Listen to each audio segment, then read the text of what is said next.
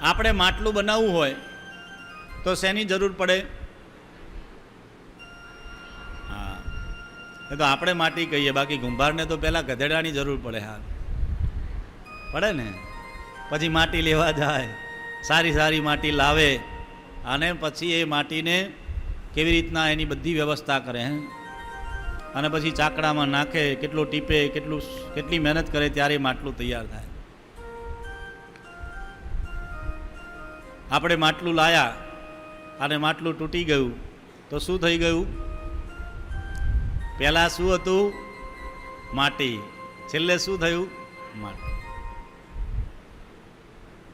અચ્છા, ચલો, આ તો માટીની વાત છે.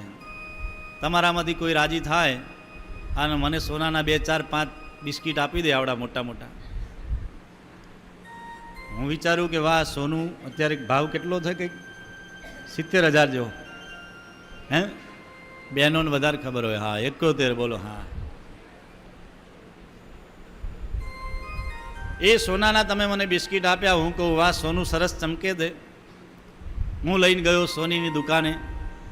એને મને કાનમાં કુંડળ બનાવી આપ્યા, હાથમાં કંઈક સરસ લખી બનાવી આપી, સોનાની ઘડિયાળ બનાવી આપી, સોનાની ચેન બનાવી આપી.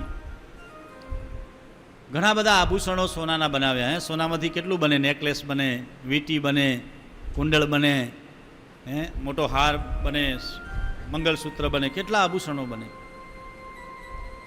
એમાં તો પુરુષો કરતાં બહેનોના શણગાર વધારે હોય.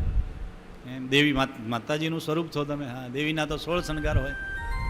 અનેક આભૂષણો બનાવો, પણ તમે કોઈક દિવસ પાછા મને વિચાર આવ્યો કે આ સોનું બધું મોહ માયા છે, લાવો ને આપણે એને. પછી એક મેં પડો લીધો ને એક ખાંડણી લીધી ને એમાં બધું સોનું પાછું કૂટી નાખ્યું. તો શું થઈ ગયું? પાછું સોનું થઈ ગયું.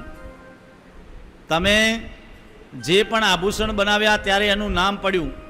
આ વીંટી છે, આ દોરો છે, આ લકી છે, આ મંગલસૂત્ર છે, આ કાનનું કુંડલ છે, આ કંદોરો છે. આભૂષણના નામ અલગ અલગ પડ્યા, પણ છે બધામાં સોનું. અને અંતે એ પણ સોનું થવાનું છે. એક વીંટી સોનાની બની એ હજારો વર્ષ સુધી પાછી વીંટી નહીં રહે. જોજો તમે. પાછા એને તમે ઓગાળીને પાછું બીજું બનાવશો. વળે બીજો પ્રસંગ આવ્યો તો પાછો બીજો કંઈક બનાવશો. એમ આ બ્રહ્માંડનું પણ એવું છે. એમાં આપણું જે બ્રહ્માંડમાં છે એ આપણા શરીરમાં છે. આપણા શરીરમાં છે યત પિંડે તદ બ્રહ્માંડે. જે બ્રહ્માંડમાં છે એ આપણા શરીરમાં પણ છે. શરીરનું પણ આવું જ છે. આ શરીર મળ્યું છે, કાયમી આ રહેશે.